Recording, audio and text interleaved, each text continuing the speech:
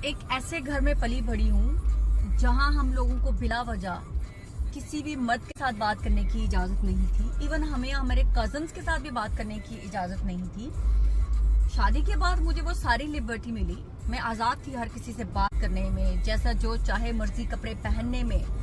लेकिन वो जो मेरे माँ बाप की एक परवरिश थी कि आपने बिला वजह किसी भी मर्द से बात नहीं करनी, वो मैं उस चीज को नहीं निकाल सकी। मुझे वाकई में ही लगता है कि पाकिस्तानी माशरे के अंदर औरत अगर किसी भी मर्द से बात करती है या मुस्कुरा कर बात करती है तो उसको गलत एंगल में लिया जाता है।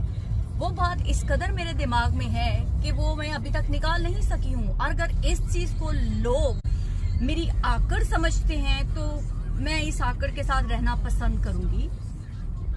अपने मफाद की खातिर किसी की चापलूसी करना, किसी मुकाम तक पहुंचने के लिए लॉबिंग करना, वो मैं गलत समझती हूँ। उसके लिए बिला वजह दूसरों से राब्ते में रहना मैं गलत समझती हूँ। जरूरत के तहत राब्ता रखना कोई बुराई नहीं है, लेकिन अगर मैंने किसी मकाम तक पहुंचने के लिए बिला वजह लोगों के अंदर घुसना, मैं वो पसंद नहीं करती। लोग अगर इसको आकड़ समझते हैं तो मैं इस आकड़ के साथ रहना पसंद करूंगी। बिला वजह दूसरों को तंग करना, बिला जरूरत दूसरों से बात करना, अगर कोई आपसे बात करना नहीं चाहता और आप उसको बार बार पोक कर रहे हैं,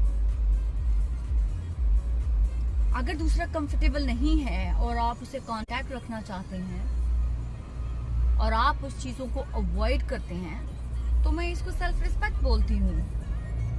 आकड़ होती है आप कुछ है नहीं और आप बिला वजह दूसरों को इंसान नहीं समझते, वो आकड़ होती है। आप दूसरों को इंसान नहीं समझते, दूसरों को हकीर समझते हैं, वो आकड़ होती है।